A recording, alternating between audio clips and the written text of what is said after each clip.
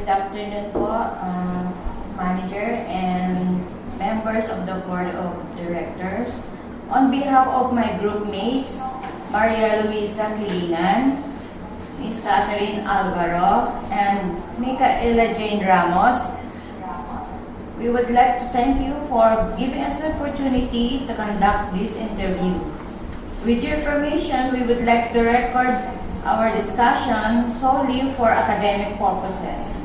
The recording will be kept strictly confidential and used only for transcription and analysis regarding delinquency management.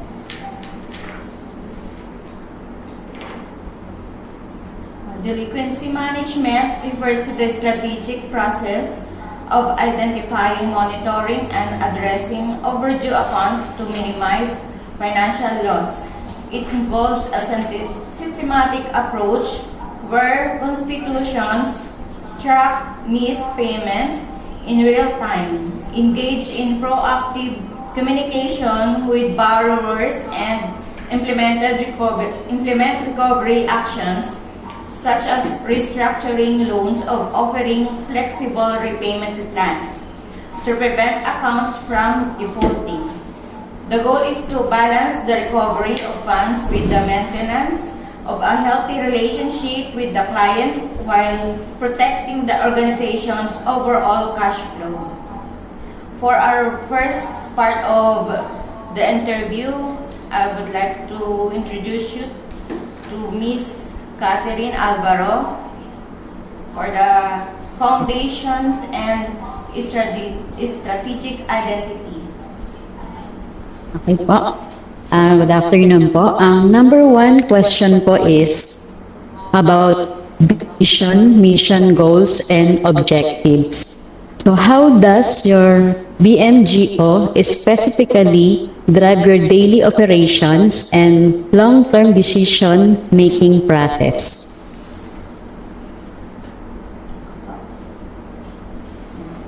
Bago ko po sagutin ang tanong, basahin ko muna ang aming vision and mission.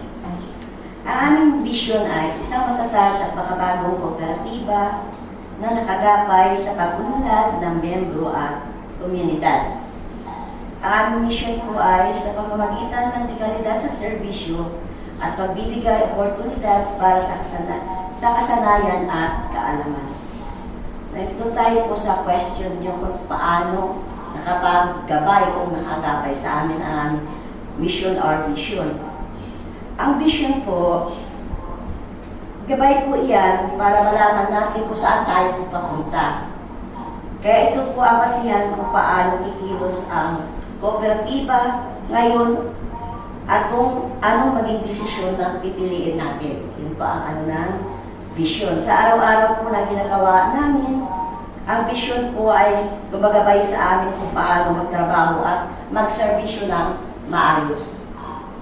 Sa pagdesisyon naman po, ginagamit namin ang vision para piliin po ang tamang long term. Ngayon, dito po tayo sa mission. Ang mission po ay nagsasabi kung paano ginagabayan ang pang-araw-araw nating operasyon. At ito po ang nagsasabi kung ano ang ginagawa natin ngayon. Kaya ito ang direktang basihan ng pang-araw-araw po na trabaho. Ibig sabihin, hindi lang po kami nagbibigay ng serbisyo sa aming mga membro. Sa ngayon, nagde-develop din po kami ng kakayahan ng membro at staff. Isa po doon ang quality service. Maayos po at mabilis na proseso, opportunity, nagkasamang pagtuturo at pag-guide sa aming mga membro. At isa pa po doon, yung skills and knowledge. Hindi lang sa servisyo, may development para po sa staff namin, regular training at coaching na trabaho. Sa mga members naman po namin, seminars, kahit simpleng interaction sa pamamagitan sa pagturo sa kanila, sa simpleng pag-fill up ng form, application, kasi po, hindi naman lahat po na member namin ay mayroong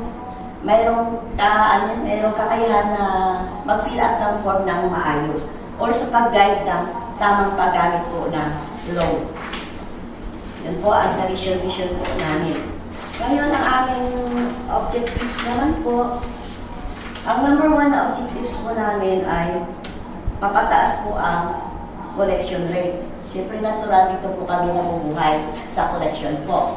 Wala kami pang-report kung wala kami collection. Kailangan po, number 1 na objectives namin, mapataas po ang collection rate. At ang number 2 po, matagdagan ang miyembro. Kasi kung wala po ang miyembro, wala din po kami. Kasi yun ang pinaka-katawan kumbaga sa tao, ang buong katawan ng kooperatiba po ay mga miyembro. Ngayon, sa amin naman ng objectives, ang objectives namin ay konkretong target na nais namin maabot sa tulong para maabot namin ang mission or vision namin. Kumbaga kung ano man ang objectives namin, yun ang daan para maabot namin kung ano po ang aming mission or vision po. Yan na po. Ako, dagdag ko lang po. Sa isang kooperatiba po, meron po yung organizational. Sa mga board of director po, sila po yung mga decision making, sila po yung gumagawa ng policy. Kaya kung tinatanong ninyo, yung specifically drive your daily operation, ginagay po sila ng policy. Yung policy po na yon, ginagawa ng mga board of director, implementation po ng manager. Bilang isang kooperatiba po. Kaya si manager, hindi po siya gagalaw para sa kanyang sarili niyang pananaw. Ginagay po siya na isang polisiya na ginawa po ng board of director. Ganun po.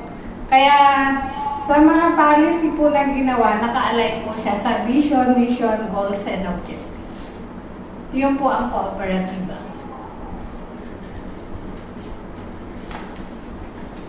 Okay po. Number 2 question po about po sa core values. Which of your core values is more critical when dealing with high-risk borrowers or economic downturns? Sa aking sa pananaw at sa pang-araw-araw po na namin na araw-araw transaction, lahat po na mga core values namin. May core values po kami, honesty, self-responsibility, equality, at democracy. Para sa akin po, lahat po ito ay kailangan po. Kasi kailangan, ang number 1 po dito, honesty. Kasi ang honesty po, ito po ang tamang pundasyon. Kasi kung wala tayong honesty, ano mangyayari po sa co-op? At ito po, isa po sa ng honesty natin, kailangan po maging honest tayo sa member natin, na i-clear ang risk level, or tamang informasyon sa member, tamang informasyon sa loans natin, ang interest natin, tamang informasyon po kung ano ang nangyayari sa buong operasyon po na kooperatiba. Ang self-responsibility naman, kailangan po ang member maging accountability sa mga account nila. Kailangan accountable sila kung mayroon silang utang. May accountable sila para sa pagbayad sa tamang oras. Ang equality naman sa kademokrasi, kailangan po ang treatment po sa member is treatment equally. Kung anong pag wala pong mataas, walang board, walang staff, walang manager, pantay-pantay po ang treatment sa buong miyembro po. May dadagdag po kayo? Diba? Doon nga po sa nasabi ko, sa cooperative, lagi po tayo nakaguide po sa policy. Kung ano po yung policy, kahit nasa core value siya, i-align po siya, policy pa rin po. Dahil si manager po ang implementation.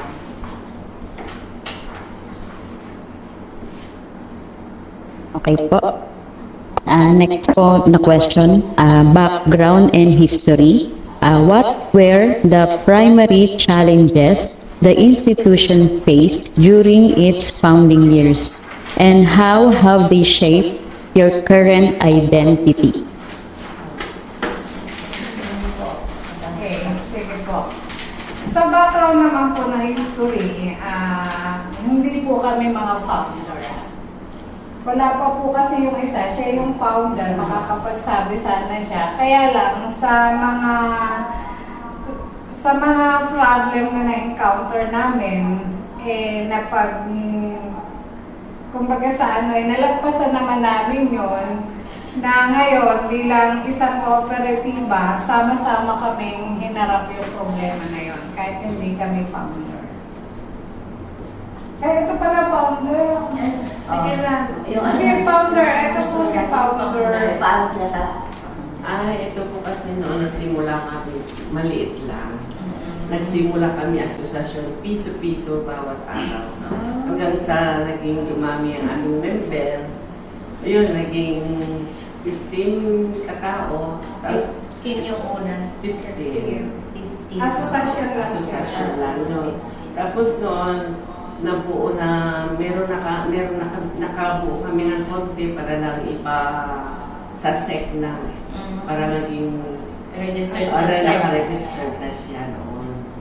Kaya yung pinagdaanan namin na yun, parang napakahirap mabuo ang kooperatiba noon kasi nga, kukunti lang kami. Tapos ang ginagawa namin sa pera noon, pag may nailikot na 1,000, ihiramin ng isa. Ibabalik, ang isa, yung 1,000 na yun, mag-interest ng 50 pesos. Tapos gano'n naman dun sa isa, kaya lumaki siya na lumaki. Doon nagsimula yung aming ko. Nagsimula sa wala, maliit lang. Hanggang sa nakakilala na ng iba, yun, nalaman namin na gano'n ang patakaran na sumunod na lang din kami, pero hindi pa rin namin nasundan talaga. Noong una, talagang kulang kami sa kung paano mamahal. Tapos nung dumami ang member namin, sila nakakaalam. Tuloy-tuloy na yun po. Hanggang nag-grow na siya. Tapos naging cooperative. Okay. Ilang years na po tayo? 24. Bali, itugtong ko lang po sa sinabi ng board. Magdalena Sana, isa sa mga founder ng kooperatiba na ito, na sila po ay nagsimula sa asosasyon. Nagsimula sila sa paluwagan. Hanggang sa nakaipon sila na malaking halaga, paunti-unti.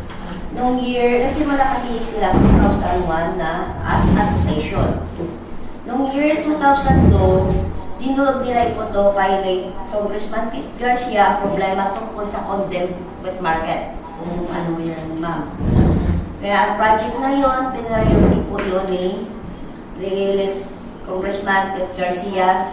Hanggang sa ang asosasyon na yun, in-encourage nila na isali po sa kooperatiba.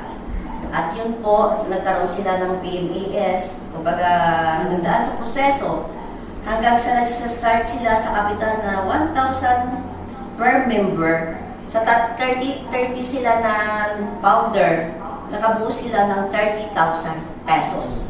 At doon nagsimula ang capitalization ng kooperatiba. Na ang pangalan noon ay Maligaya Wet Market Vendors Credit Cooperative. Yun ang unang pangalan ng kooperatiba. Na-registered siya sa CTA noong June 6, 2002 sa San Fernando, Pampanga. With authorized share capital na 489,000 and subscribed capital na 380,000. Noong year 2000, through the support of cooperativism, napalago nila ang pera at nag-amyenda sila sa pangalan ng Maligaya Wet Market Multipurpose Cooperative November 29, 2009. Year 2011, nag-construct ng building si Pete Garcia, itong building na itong sa baba, na dinonate ngayon sa kooperatiba na nga maging office. Tapos, naging mataas na yun ang subscribe capital ng kooperatiba, naging 15 million. Hanggang ang subscribe pa lang natin noon, 5,865,039. Year 2019, nag-amyenda po ulit tayo ng pangalan. Na ang Maligaya Wet Market Multipurpose Cooperative ay nagiging Bagong Maligaya Multipurpose Cooperative, na ito na po ngayon ang pangalan natin. At mayroon tayong laboratory cooperative to inamyanda sa Sayang Lab Cooperative approved by CDA July 16, 2021. Sa ngayon, kumbaga palago na kami, meron na kaming authorized capital na 88 million at ang subscribes namin nasa 31 million na po. Sa ngayon, as of April, mayroon kaming member na 554, regular member 439, associate member 115. Mula sa time na umupo ako dito bilang staff sa kooperatiba na ito, ang pangunahing hamon lang na tagpuan ko talaga yung delinquency rate namin nung time ng pandemic. Pero sa pagtulong-tulungan, ito, kahit papaano na-survive po namin. Kahit hindi ba namin nasigil lahat, pero halos papaano naman naka-recover po kami. May natagad po.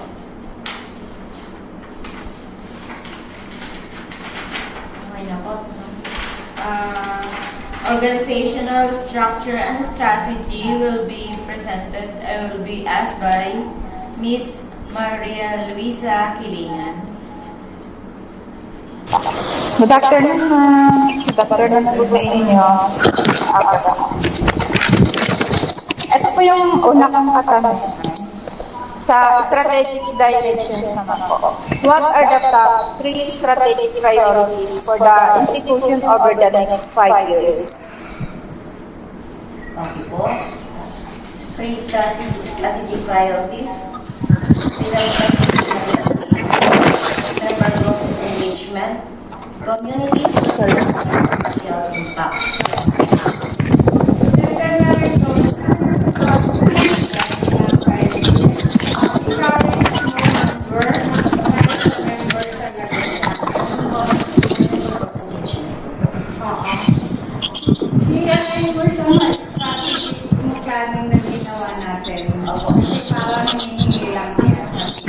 Kaya sa financial sustainability, palagay po ang capital. Kailangan po, yearly may ilagandang po kami sa share capital para lumago po ang capital namin. Kasi doon po ay kukuha ng pang-rebond namin. Tapos, kailangan improve po ang loan control. Kung magka-loan man, kailangan po, right borrower, kumbaga hindi lang basta nagpapadong, kailangan po, salain din po ang nagdodong. Sunod po lang loan terms. Kumbaga, ang loan terms namin, inaakwaan namin kung saan baga nakakaluwag ang member namin. Kumbaga, kung ang kaya bayaran sa isang taon, pwede na po namin i-extend na gawin. Tapos,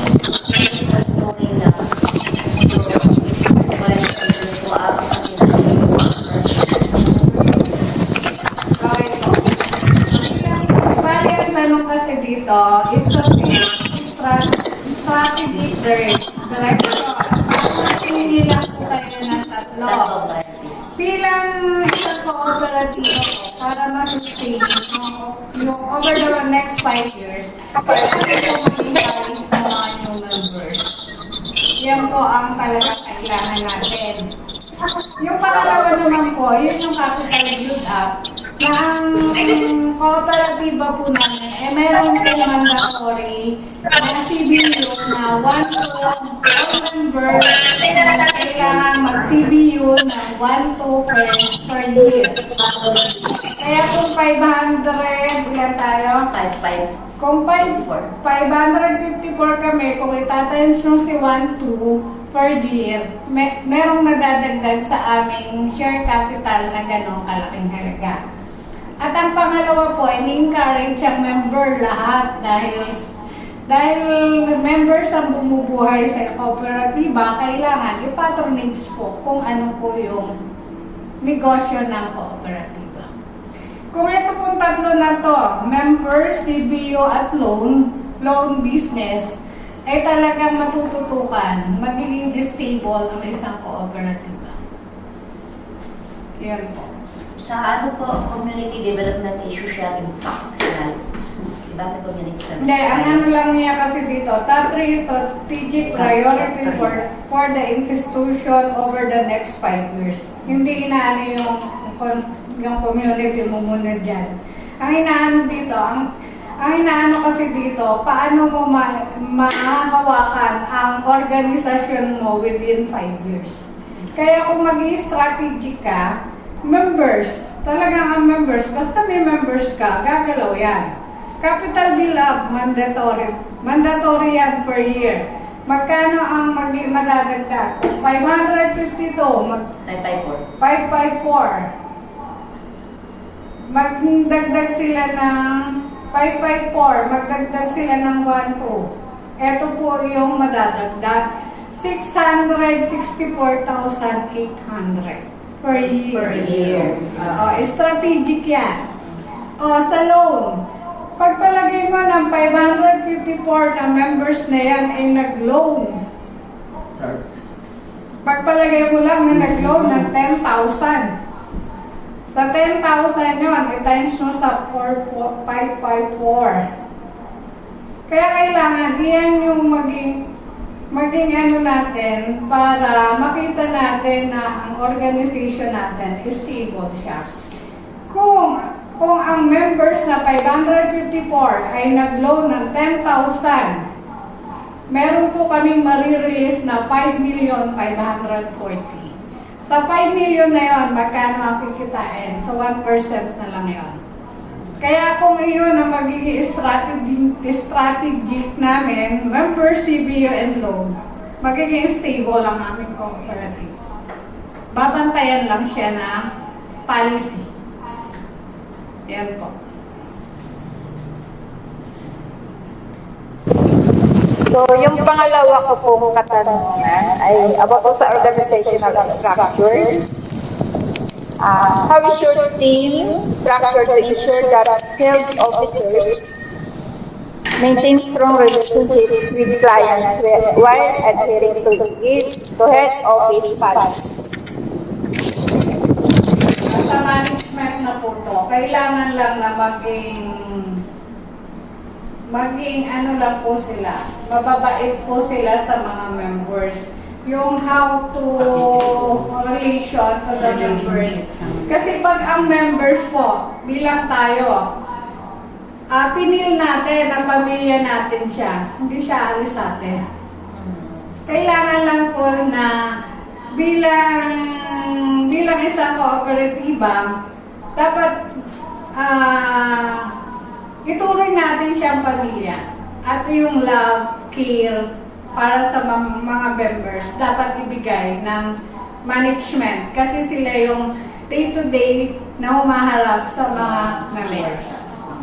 Pero kung ka lang po, kailangan po may maayos na structure na sumusunod din sa aming polisiya. Malakas ang relasyon, kailangan may malakas na relasyon sa member or kliyente. Yun nga po sa sinabi ni Director Hermana na kailangan maayos na pagtrato sa mga miyembro. Maagandang pakikisama po. At kailangan po talaga sumusunod po sa polisiya po. Doon talaga kailangan siya sa polisiya. At kailangan talaga masustain po ang paglago ng kooperatiba. Ayun, ito talaga.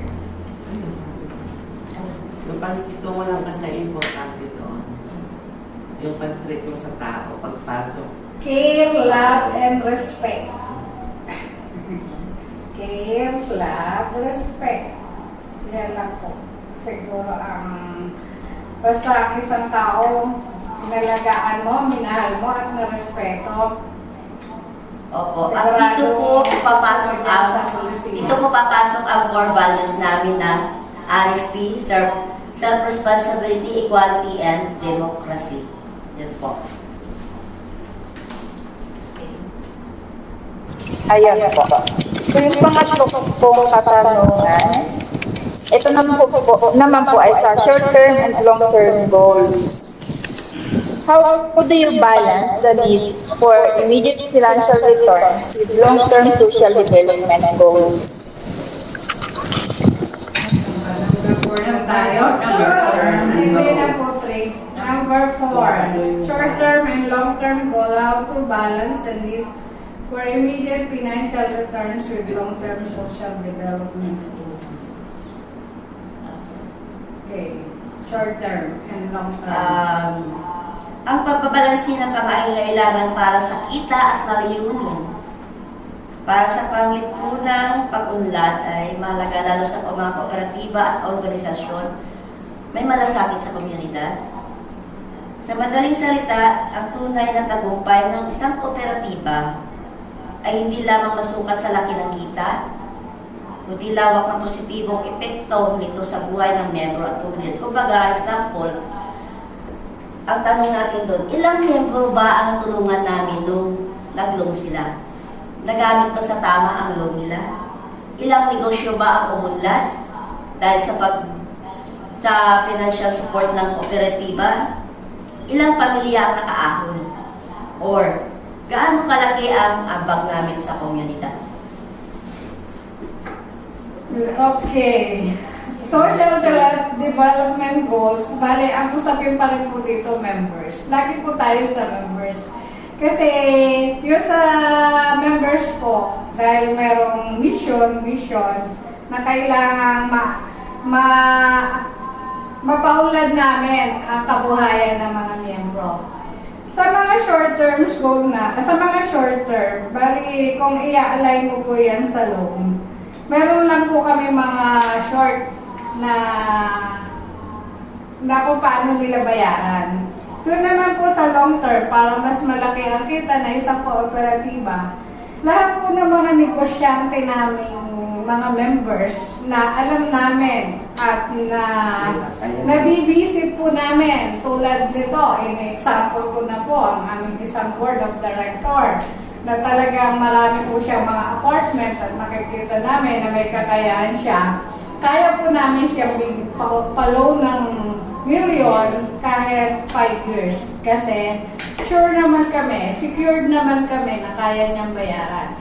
Bilang board of director, tinitingnan din po namin sino yung mga taong lalabasan namin ng ganitong halaga at ang gaano katagal. At sino mga members namin ang dapat lang na ganito ang loan at ganito lang ang pagbabayad niya. Kaya kung tinitingnan dito, paano nyo binabalanse ang pangangailangan para sa kita? Yun na nga po.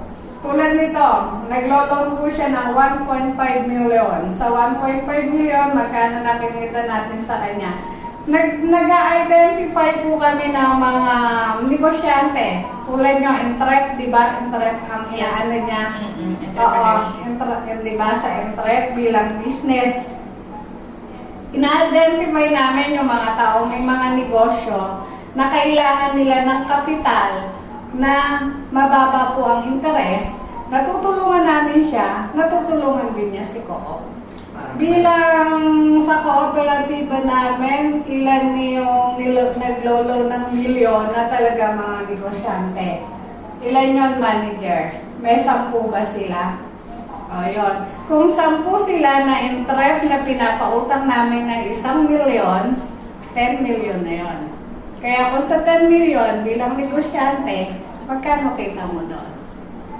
Di po ba? Kaya, yun po. Meron kaming short tsaka long term talaga. Para sa aming mga miyembro. So, ikaw?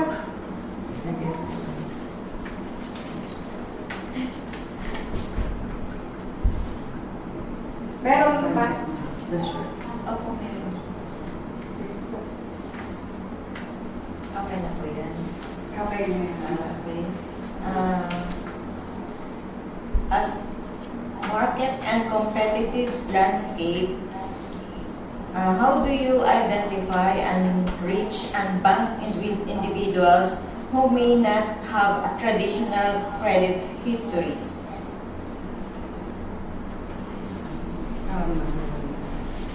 Ako ay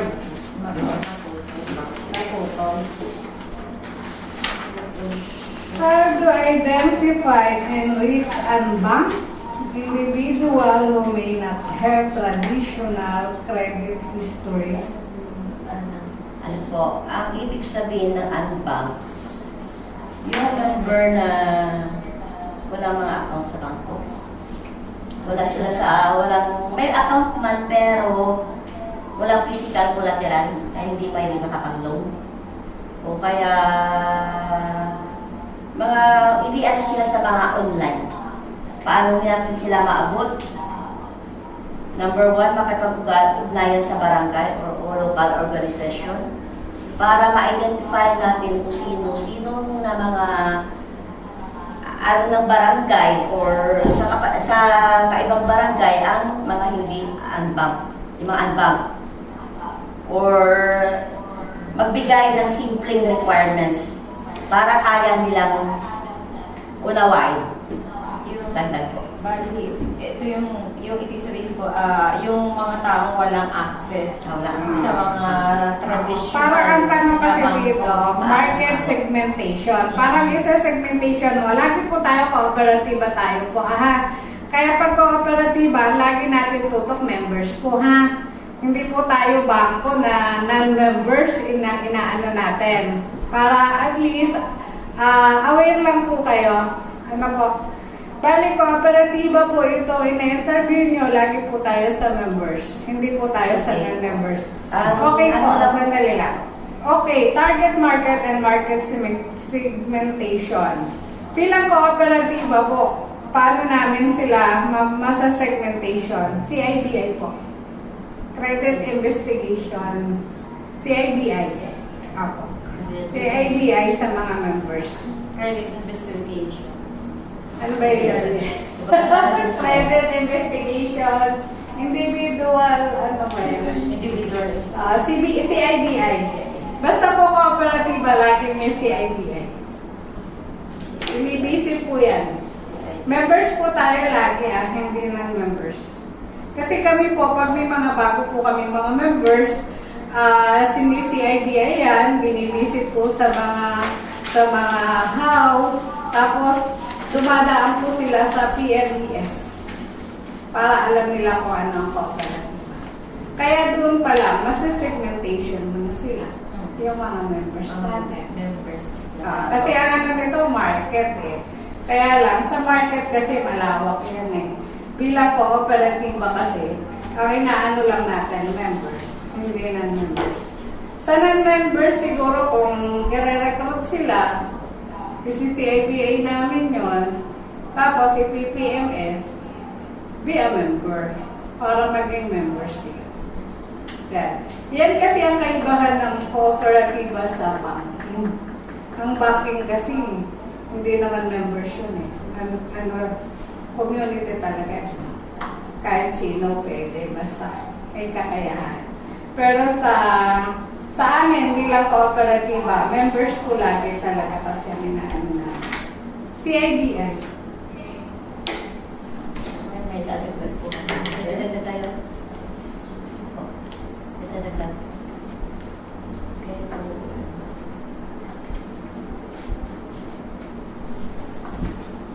Okay. Ito natutol eh. Target market, paano yung tinutukoy na? CIBI. Ang sagot. Okay po. In number 2 na po, key products and services. Which of your product has the highest demand and why? Because. Bigas. Ayan na pero sa business naman namin, ano naman siya? Kumbaga sa ano, talaga yun naman yung demands. Kasi sa panahon ngayon, number 1 talaga, lending, tsaka rice. Demands po siya talaga. Pero ngayon nagbabala kami frozen. Tapos tinitingnan pa rin namin. Pero sa ngayon, bilang kooperatiba, talagang ito yung talagang business. Loans sa rice. Loans and rights. Lending and trading. Pareho na lang yung ano yun. Mga paleta no. Lending, bali yung sa loans at saka bigas. Loan, bigas, savings. Saka yung digital payment. kung madadagdagan na frozen. Frozen. Parang maganda yun. Pwede na nga rin eh. Kasi lahat ng bibili, ay magbabayad, bibili na rin. Ako bilang negosyante, kung talaga lang masusunod dahil negosyante talaga ako eh. At marami na rin ako na ano. Ang maganda rin diyan kung kakayanin din ng co-op natin, tayo ang supplier sa mga members natin na may store. Kasi sa nakikita ko talaga dyan, tulad ng soft drinks, ang lakas na. Itlog, ang lakas na. Bigas, meron na tayo, gumagana talaga. Kaya lang, siyempre, hindi naman siya ganong kadali. Pag-aaralan talaga. Pag-aaralan. Pero maganda nga din yun, yung kung sino yung mga ano. Kasi ang nagsusupply, di po ba yung mga sa labas? Ang nagsusupply din sa mga Tsaka, kung iisipin mo kasi, kung i-apply ni Kokto, ako personally, negosyante ako eh. Ang ini-aim ko kasi diyan, kailangan ang mga tao na papasok sa akin, kikita. Kasi pag ang mga tao kikita, hindi aalis sa iyo yan. Ikaw talaga, ang loyalty nila nasa iyo. Kasi ginawa ko na yan at gagawin ko pa din. Parang sa akin, kikita na ako, nakakatulong pa ako, di ba? Dapat yun ang maging din ko. Huwag lang puro kita. Okay lang na malita kita, at least makakatulong. Yun ang parang inaano ko talaga sa co-op na sana i-apply namin na yung pagmamahal sa tao, sa members na kailangan mabigyan namin sila ng pagkakakitaan at the same time kumikita si co-op. Both sides. para ano no, para kung maglo-loan man siya, at least may kapupuntahan yung loan niya. May kumbaga magiging business siya, hindi lang basta panggastos, kumbaga yung mga Pangkabuhayan na rin. Pangkabuhayan talaga. Kasi yun na rin ang ginagawa ko sa negosyo ko. Hindi ako nagdadagdag ng masyadong interest. Parang ang purpose ko lang. Mabigyan ko sila ng hanap buhay na kumikita sila, kumikita din ako. Yun lang. Kaya pag gano'n ang nagawa siguro ng co-op sa mga members, at talaga makita namin na mga members ay dahil sa paglulong nila, dahil sa pagkuha nila ng bigas, kumiginawa ang buhay nila. Siguro napakasarap sa isang kooperatiba. Yung namamahala ng kooperatiba na nakikita nila na ang members nila ay kumiginawa dahil sa co-op. Yun siguro ang kailangan. Goal natin. Okay, baka meron pa? Ayun, may dadag po.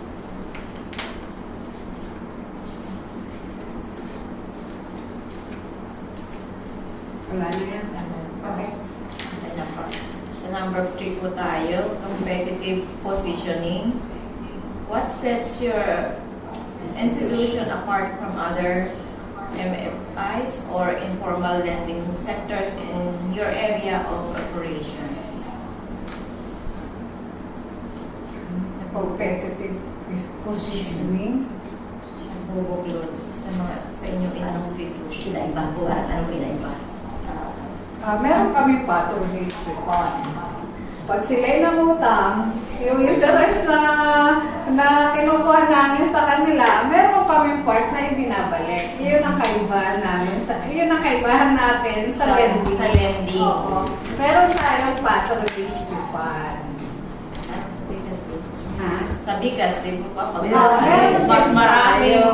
mas marami Meron na pa- ibibenta o nabibili. Tsaka dahil members ang natin, binibigyan po natin sila ng recognition. Highest in sales. Ay, mga ganon. Yun po yung kaibahan namin sa ibang lending.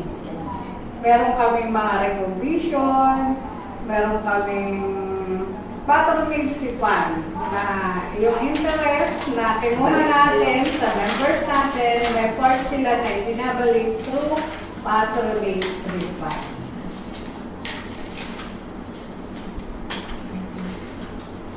Ay, ikaw, manager. Yan na.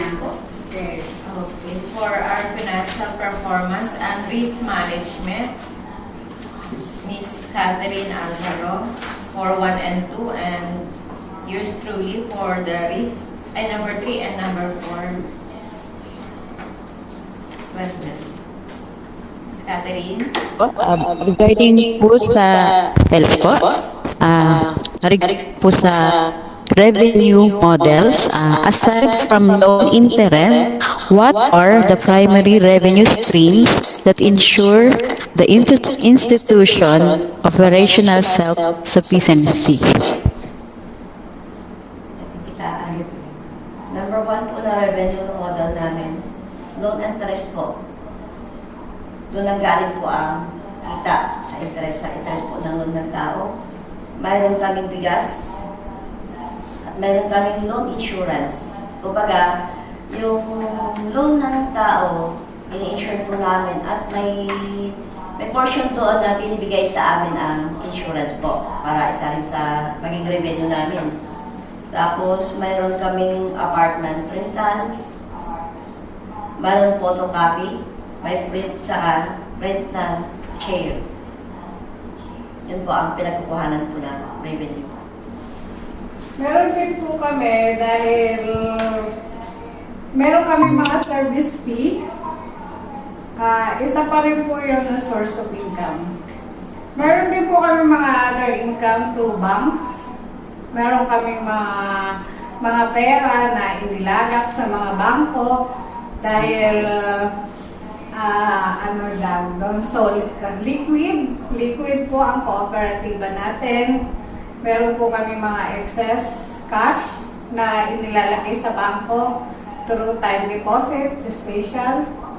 Yung interest po noon, pumapasok siyang other income. Kaya additional income pa rin po Saka siya. po mayroon kaming investment sa mga federation po namin. Kaya bilang mga board of directors, talaga pong hinihimay-himay namin yan. Kaya yun ang sinasabi namin sa members na ang mga kaperahan po nyo ay safe. Dahil unang-una, talagang yung po bilang board of director, isa ako sa board of director, binabantayan po namin yan na ang pera intact. At ang pera dapat nagagamit sa dapat kapuntahan. Hindi lang po siya dapat ilabas sa lending. Sabi nga nila, ang pera mo, huwag mo ilagay sa isang basket. Di po ba? At huwag mo din ilagay sa lahat ng isa-isang bangko lang. Kailangan maging matalino tayo, maging financial tayo pagdating sa pera. Yun po. Kaya bilang kooperatiba, hindi lang po lending, hindi lang po trading. Meron po kami mga other banks, mga federation na merong other income. Yan po, source of income. Okay po. Regarding naman po sa loan portfolio, how do you maintain a healthy portfolio at risk or par ratio during periods of regional economic instability? Nabanggit na rin po ni manager na meron po kami insurance sa mga loans po na lumalabas sa amin, meron kaming loan insurance. At meron din po kami inaalat na allowance for probable losses. Kaya kung dumating man po yung mga time na yan, nakaready naman din po si Coco. May mga pan po yan. Isa pa doon po, may fit na monitoring at collection po sa mga pautang.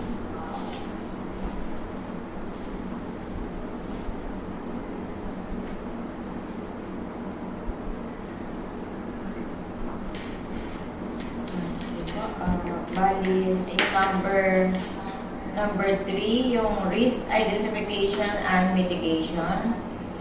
What internal controls are in place to prevent over-indebtedness among your clients?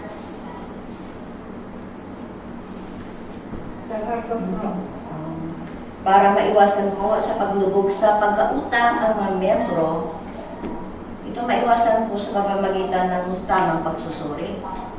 Pag nag-loan ang member, kailangan po suriin po. Ito ba, kaya niya po ba yan? Hindi yung basta-basta nag-file, i-approve po agad kung magkano po ang ina-apply. Limitasyon sa pagpapautang. Kung may utang na po yung regular loan, kung alam niya natin na medyo na delivery yun, huwag na mag-avail ng ibang loan. Tapos, tamang monitoring pa rin po. Saka, edukasyon sa miyembro kung paano gagamitin po ang loan sa tamang pamamaraan po. At ginagamitan pa rin po namin siya ng 5C of credits. May character ba siya? May capability ba siya? Ano pa? 5C yun eh. Kaya kailangan yung 5C na yun. Character, capacity, capital, collateral. Oo, yun. Kailangan po pagganahin yun para ma-identify kung magkano lang ang ilalabas. Ilalabas ni manager na loans para sa tao na yun. 5C of credit.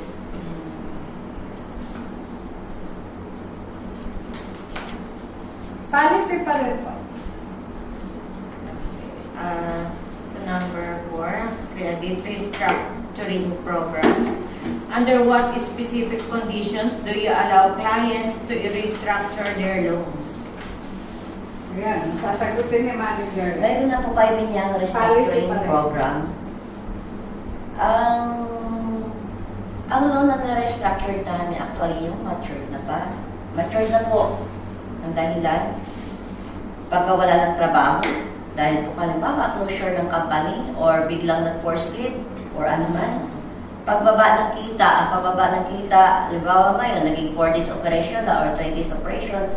Kasi kapag kadalasan ng member natin ay factory worker o sa mga negosyante naman, kung ang may tindahan, ang customer naman ay factory worker, natural, lumiliit din po ang kita. Sa kuna o crisis pang ekonomiya gaya ng pandemic. Kaya may mga naapektuhan po ng pandemic na ang loan nila nag-mature, na-restruct po namin. At health-related issues po. Kung halimbawa, bigla nakasakit na hindi mo na kaya magbayad ng tamang amortization niya. Okay. Sabi before na ang co-op po namin ay nagkikare po kami sa members. Kaya yung mga nakikita po namin na talagang mga members na sobrang hirap na o naka-encounter ng mga problema,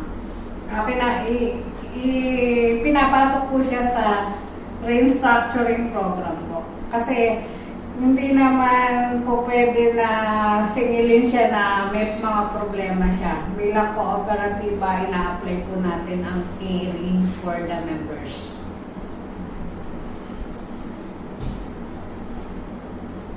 So, for our next topic is about operations and innovation. Miss Maria Luisa Quilinan. Ayan. Ang una ko pong katanungan ay about po sa digital technology. Yes. How has the adoption of mobile banking or digital payment platforms changed your collection process and client engagement? Sa pamamagitan po ng operation and innovation, ang digital technology namin, mayroon po kami GCash or bank transfer. Ito po nakakatulong po na para ma-improve ang collection efficiency. Nakakababa din po ng delinquency rate. Tapos, maging stronger pa po ang trust ng member sa amin. Kasi ibig sabihin, nagpadala sila through GCash, kami po mag-transfer sa bangko. Pagkatapos po, resibuhan po namin yan, isend po sa kanila ang resibo. Kumbaga, tiwala sila na ipadala sa amin ang pera na kahit huli na po ang resibo. Kumbaga, nagkakaroon ng trust and engagement po ang member namin.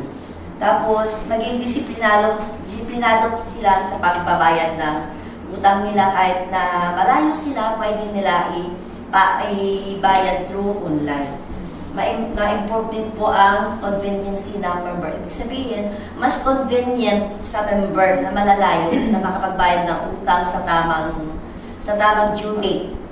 Isa mamasahe po siya pupunta sa amin, pwede na nila isend through GCash or bank transfer. Okay, dagdag lang po. Nag-adopt naman po kami kasi syempre kailangan sumabay. Hindi ka pwedeng mahuli. Bilang board of director, nakaano din po sa amin yan. Kaya accept po namin ng GCash at bank transfer. Ngayon po may pagdating po kami na terminal through RCBC na gagamit na po kami ng terminal. Aware po ba kayo sa terminal na isang maliit na na pwedeng doon mag-swap si ATM na pwede nang mag-withdraw. Terminal po ang tawag doon. Okay. Padating na po yon, in-accept na rin po namin. Yes. Kasi meron po kami mga members na ang collateral ay ATM para hindi na lalabas, dito na lang sa terminal mag-withdraw. Tapos pag nag-withdraw sila, kami na magbibigay ng cash. Dahil nakaano naman kami sa RCBC, di ba, nakamawa naman tayo. At meron naman kaming account sa RCBC. Kaya isang maganda rin tong terminal na padating na po. Cabin. Marami na kayo popost na lang sa yung ibang pupunta lang so Dito na. dito na. Pwede rin sumagot yung ATM. Doon na lang. Okay. Meet your number. Okay na po. Number 2. Yeah. Number 2 po, ma'am, is monitoring and evaluation po. What mechanisms do you use to track the social performance of your loans? Specifically, how do you improve the client's quality of life?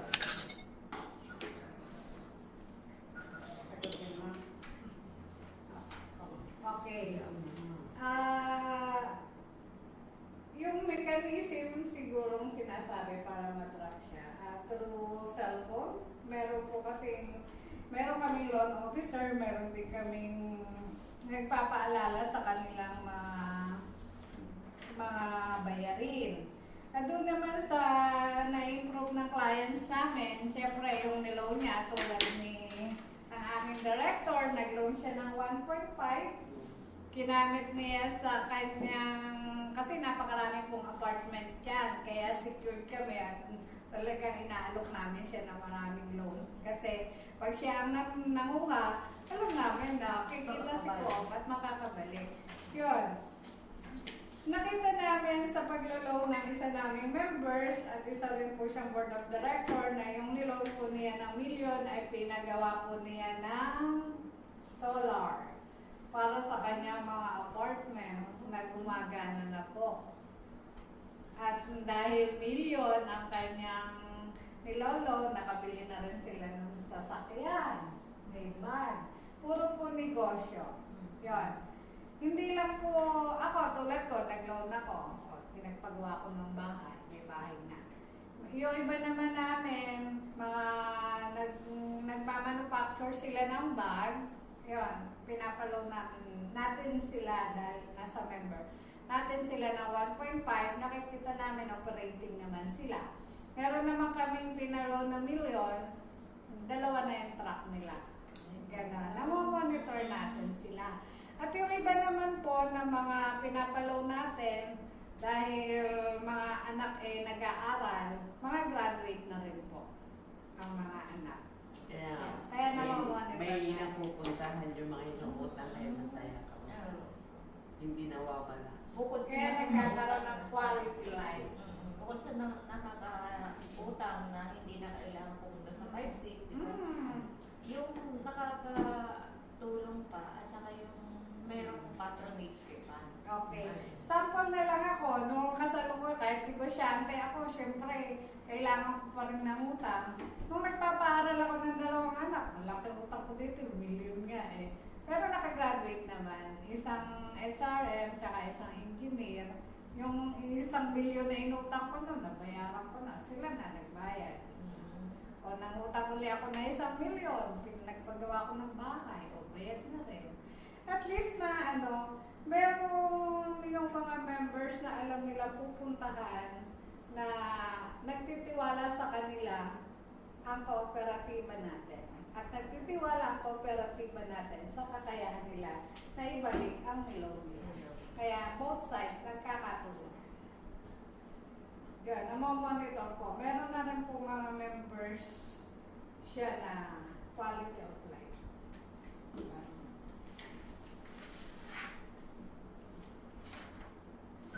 Ayun. Ang pangatlo po ay sa expansion of loan strategies.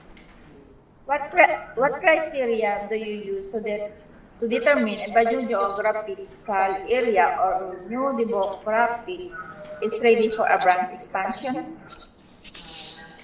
Ano pa lang po yan? Target pa lang, yung brand expansion, pa. pero wala pa. Kami pa lang. Kumbaga sa ano, pinag-aaralan pa lang po kung saan siya. Pero wala po kaming branch expansion. As Kung today. magkaroon siguro pagdating ng panahon, kailangan ng Someday. masusing feasibility study muna. Yan po. Pero may plano na rin yan before, parang alas-asin, bibili ng lote at doon magpapagawa. Kasi dito under tayo ni Pap, alam naman niyo yung Pap. Ano pa lang po, target pa lang, dream, pero wala pa pong branch expansion. Target pa lang. Alright. Tapos na tayo, what to...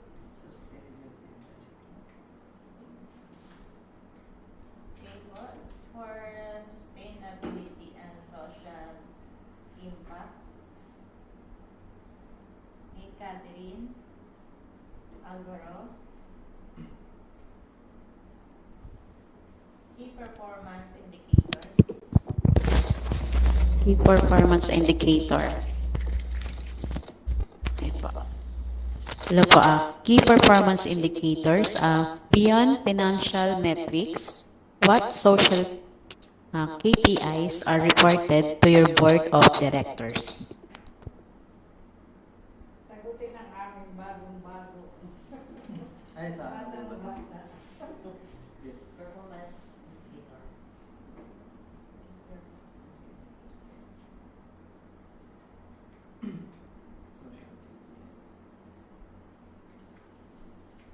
Ano daw yung nire-report sa Board of Director? Key Performance Indicator. Sige. Maliban sa financial metrics, mahalaga din po na inuulat sa Board of Directors ang social key indicator o kapamasukat at kung natupad ba ng kooperatiba ang layunin na nakakabuti sa buhay ng miyembro.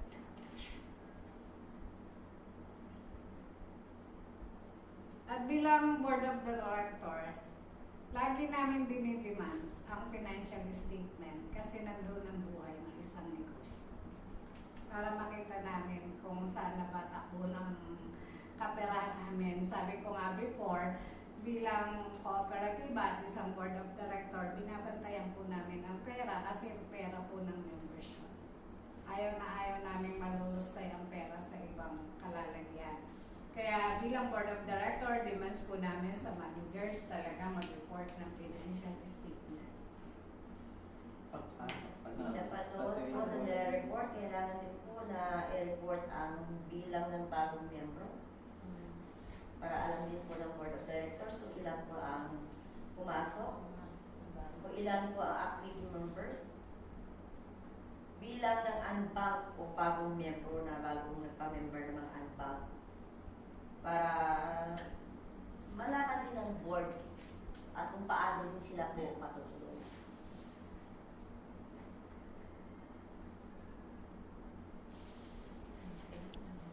Okay po. Next po is the sustainability and development programs. How does the institution support client growth through non-financial services such as financial literacy or entrepreneurship training? Ayun po. May mga programs din po tayo na upcoming programs po na makakatulong sa dagdag kita ng mga members natin. Di lang po sa members, pati sa mga community. Kasi po, gaya nito, parating po yung namin, anniversary, magkakaroon po ako ng program which is po yung dishwashing liquid making, kung saan tuturuan po yung mga members and yung other na nasa community namin kung paano gumawa para po may dagdag silang kita, pwede nila ibenta sa iba. And then, di lang naman po sa mga programs, may mga upcoming entrepreneurship training din po kami dahil may mga plano din po kami magbigay ng financial literacy training sa mga members namin.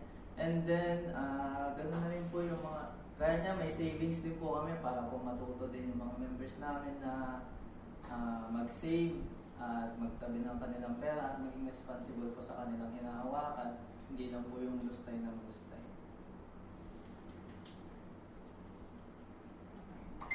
Okay. Okay na pa. Oo.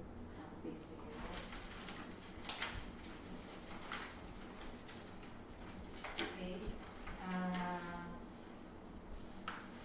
So, dyan na po nagtatapos yung ating interview regarding delinquency management. Thank you, manager and board members. Ipapakilala ko po pala sa inyo, mga mates, si Manager Miss Nida Katakutan, si Ma'am Adele Cancino, si Ma'am Hermana Austria, and si Ma'am Magdalena Tan, at si Secretary Francisco. Bali sila po, yung mga kaklase ko po na hindi pa kami nakikita personal. Yun ako sa isa, si Ma'am Luisa, lagi po kami nakikita. Bali, thank you and thank you for your time and for sharing your valuable insights on delinquency management. This information will be incredibly helpful for our academic research. As a reminder, we will handle the recording and the data shared today with the highest level of confidentiality. We truly appreciate this opportunity. Thank you po. Thank you po. Thank you po sa inyo. Thank you po.